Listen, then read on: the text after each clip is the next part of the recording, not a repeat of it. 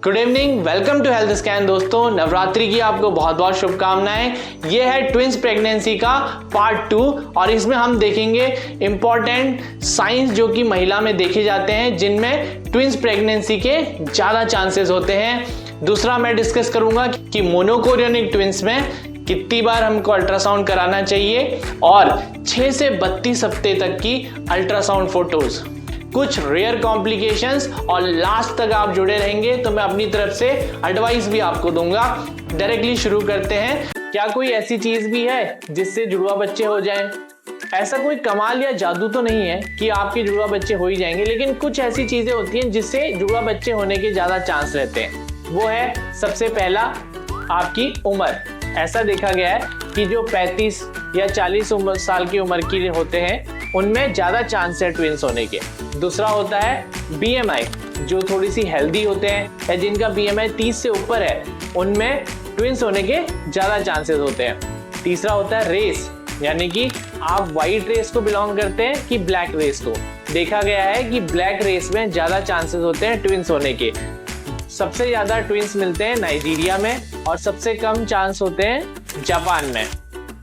इसके बाद होता है कि आपकी मैटरनल हिस्ट्री, माँ के घर में पहले कोई अगर जुड़वा बच्चों की हिस्ट्री रही है तो उसको जुड़वा बच्चे होने के ज्यादा चांसेस होते हैं। और उसके बाद है पर्सनल हिस्ट्री। पर्सनल हिस्ट्री में यानी कि अगर पहली प्रेगनेंसी में जुड़वा बच्चे हैं तो दूसरी प्रेगनेंसी में भी ज्यादा चांस है। इन विट्रो फर्टिलाइजेशन, यानी कि अगर आप टेस्ट ट्यूब बेबी या बाहर किसी इनफर्टिलिटी ट्रीटमेंट से आपके बच्चे होते हैं तो जुड़वा होने के चांसेस ज्यादा हैं, क्योंकि उसमें वो लोग क्या करते हैं कि एक से ज्यादा एम्ब्रियो ट्रांसफर करते हैं, इसीलिए उसमें ज्यादा चांसेस होते हैं ट्विंस होने के। आइए आप समझेंगे कुछ मिथ्स, कुछ पौराणिक धारणाएं या मिथ्स जो लोगों के दिमाग में है ट्विंस प्रेगनेंसी से रिलेटेड। पहला, लोगों को लगता है कि अगर ट्विंस होंगे तो उनको खाना भी डबल करना पड़ेगा, तो ऐसा बिल्कुल भी नहीं है। आपको हेल्दी खाना खाना है और अपने डाइटिशियन या न्यूट्रिशन से अपना एक डाइट चार्ट बनवा लेना है। आपको खाना डबल करने की जरूरत नहीं होती है। लगभग 30 to 40% कैलोरी इनटेक बढ़ाना होता है, डबल नहीं करना होता है। दूसरा जो मन में डाउट रहता है कि अगर जुड़वा बच्चे हैं तो सिजेरियन ही डिलीवरी होगी, ऐसा भी नहीं है। कभी कभी वजाइनल डिलीवरी भी ट्राई की जा सकती है, लेकिन मोस्टली क्योंकि कॉम्प्लिकेशन ज्यादा होने के चांस है इसलिए सिजेरियन डिलीवरी को प्रेफर किया जाता है। अब दूसरा है कि ज्यादा दवाइयाँ या मल्टीविटामिन की जरूरत पड़ेगी। ये बात एकदम सही है। तो अगर ट्विंस प्रेगनेंसी होती है तो आपको आयरन है, फोलिक एसिड है या प्रोटीन है, उसकी ज्यादा जरूरत पड़ेगी। उसके अलावा है कि मल्टीपल विजिट्स करने पड़ेंगे डॉक्टर के पास एक प्रेगनेंसी से ज्यादा। बिल्कुल, क्योंकि इसमें प्रेगनेंसी के कॉम्प्लिकेशन ज्यादा होते हैं, इसलिए सिंगल प्रेगनेंसी के कंपेयर में हेल्थ केयर विजिट्स आपके डेफिनेटली ज्यादा होने वाले हैं। दोस्तों, वैसे तो आपने बहुत सारी यूट्यूब वीडियो या सोशल मीडिया में सुना होगा कि किस तरीके से ऐसे कौन से साइंस हैं कि जिससे जुड़वा बच्चे होने का पता चलता है, लेकिन कंफर्मेशन तो अल्ट्रासोनोग्राफी में ही मिलेगा। समझते हैं कि 6 हफ्ते से 32 हफ्ते तक किस तरीके से बच्चा ग्रो करता है और हमें क्या क्या दिखता है। ये आप स्क्रीन पे देख सकते हैं। ये 6 हफ्ते 6 दिन में हमने अल्ट्रासाउंड किया हुआ है और 6 हफ्ते 6 दिन में हमें 2 गेस्टेशनल सैक दिखाई दे रहे हैं। और इन दोनों गेस्टेशनल सैक में ये जो अंदर छोटा छोटा सा हमें दिखाई दे रहा है, ये है बच्चे। अगला आप देख सकते हैं 7 हफ्ते 4 दिन में हमने बच्चे में स्कैन किया है।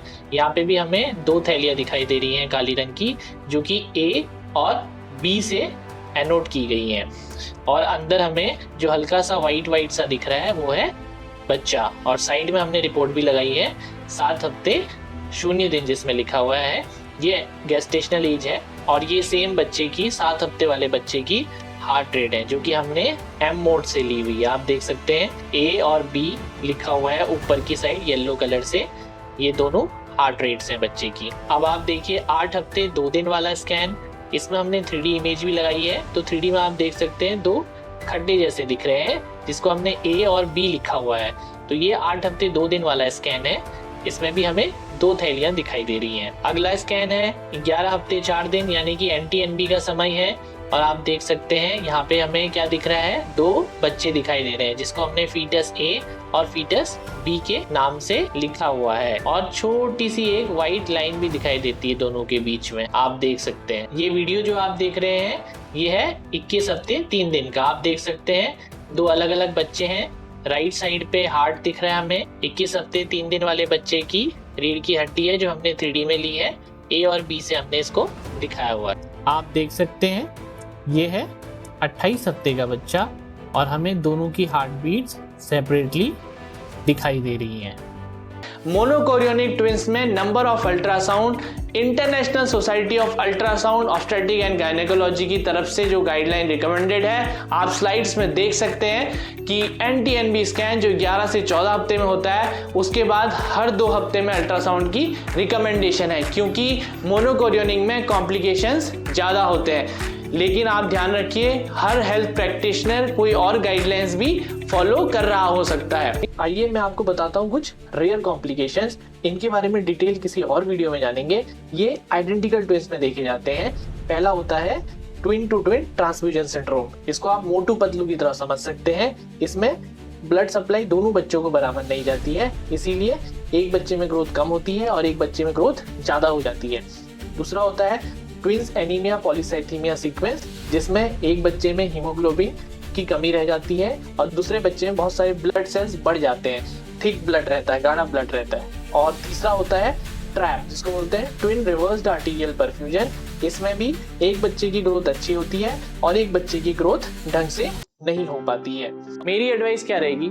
मैं लोगों को आपको यही एडवाइस करूंगा, अगर आपको ट्विंस प्रेगनेंसी डिटेक्ट होती है तो पहला हेल्दी खाना खाएं, अपने मल्टीविटामिन प्रोटीन जो भी आपको डॉक्टर ने बोले हैं सब रेगुलर टाइम पे लें। दूसरा, अपने रेगुलर हेल्थ विजिट्स को कभी मिस ना करें। जो भी आपको अल्ट्रासाउंड जितने भी बार बोला जाए वो सब रेगुलर टाइमली वक्त पे कराते रहिए। फाइनली मैं आपसे बोलना चाहूँगा कि अगर आपको ये वीडियो पसंद आया हो तो कृपया लाइक करें और अपने दोस्तों से शेयर करें।